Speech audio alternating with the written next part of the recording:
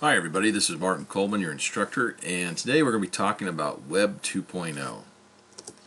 If you're like me, you're kind of wondering, well, what the heck is Web 2.0 and what happened to Web 1.0? The first thing is this Web 1.0 is kind of what they talk about, basic web pages where they had text and images and you had some colors, and it was pretty much like a book.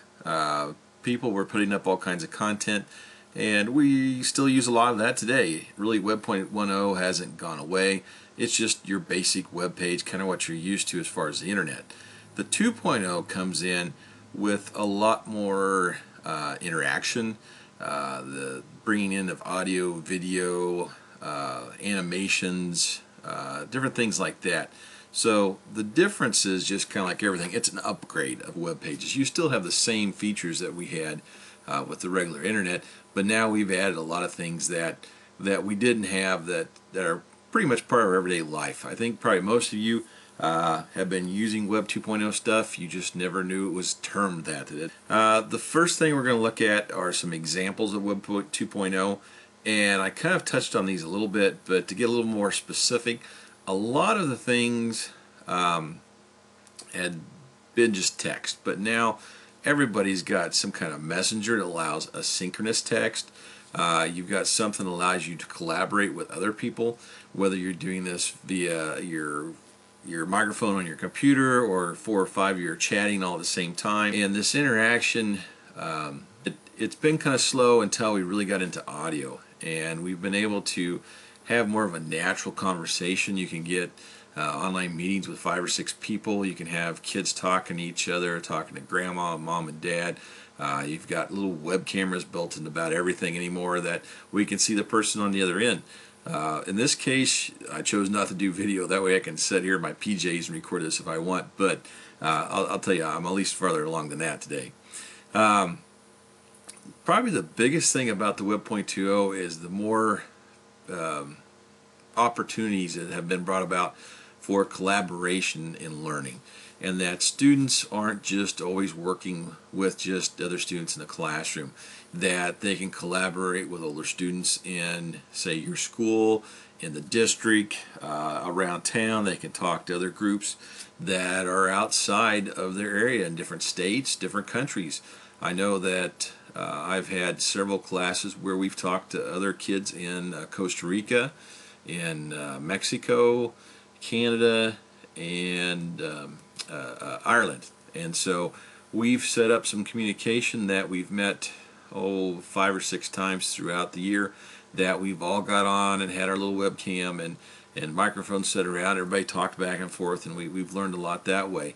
And it's just kind of a social type of learning that kids can ask questions and talk about things that differ or things that are the same, and really explore different historical or things that they may be working on. And that leads right into the social pages. How many of you guys know about Facebook, MySpace, things like that? That this is just a kind of a natural adaptation of humans and internet to have this kind of interaction with everybody.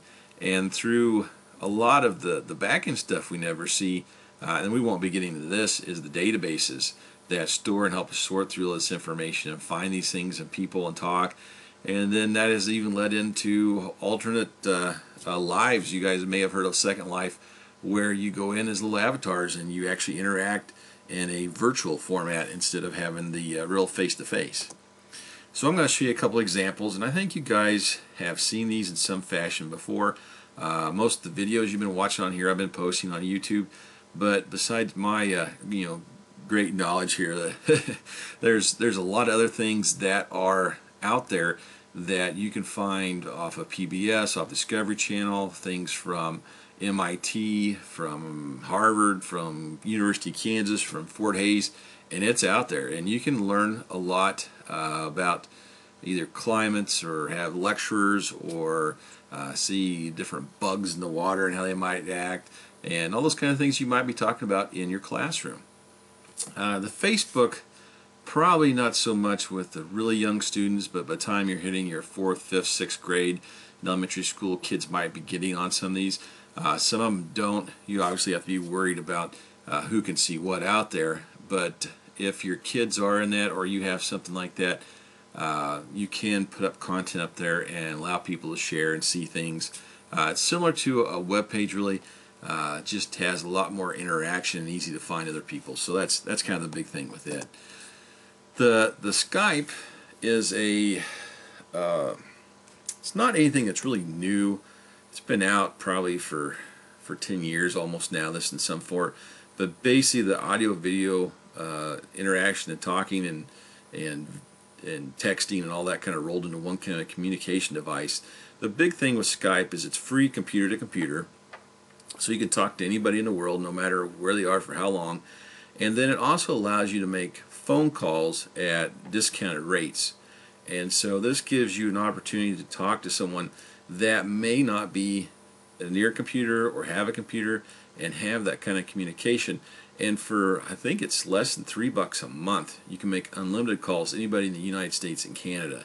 So these kind of Web 2.0 options allow for a lot more communication that we may be limited to if we have to pay for regular telephone calls or try and set video calls and things. You can do this from your computer and talk to those other classes. You can talk to experts and things like that.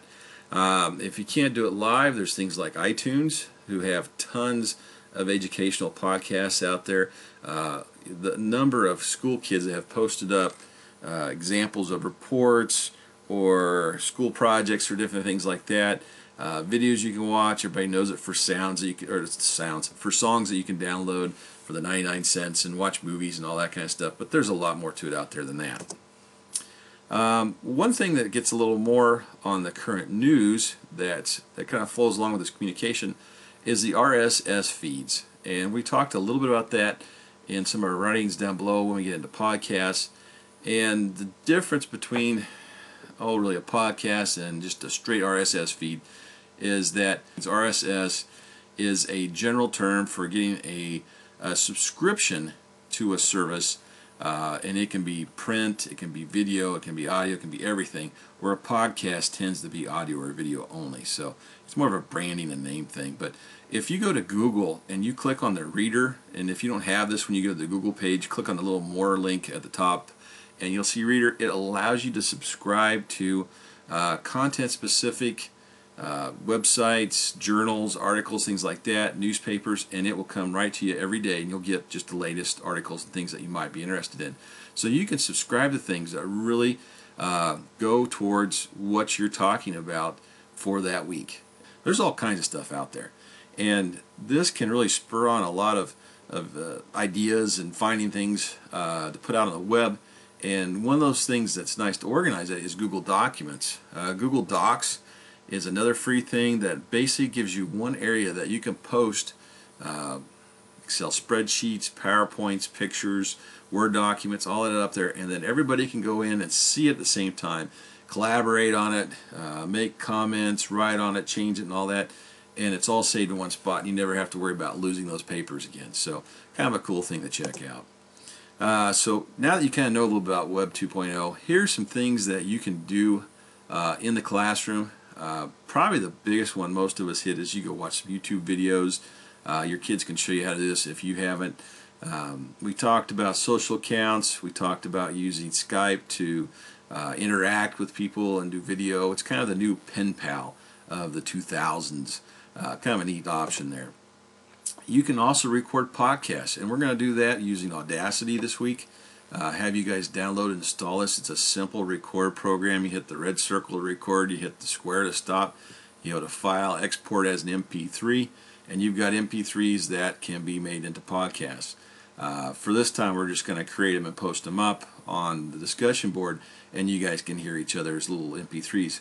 We'll try and keep them short, but if you guys want to get heavy into it, you can put on iTunes and have your own RSS where people can hear your thoughts and ideas every week, and then collaborating with all your great documents and images and things using Google Docs. It makes it easy. So now that you've kind of heard about it, you've thought of some things that you could do in your elementary classroom, what are some other things that you may think are Web 2.0? How could you use these in your classroom to make things a little more exciting, get kids involved, make a little more active learning process?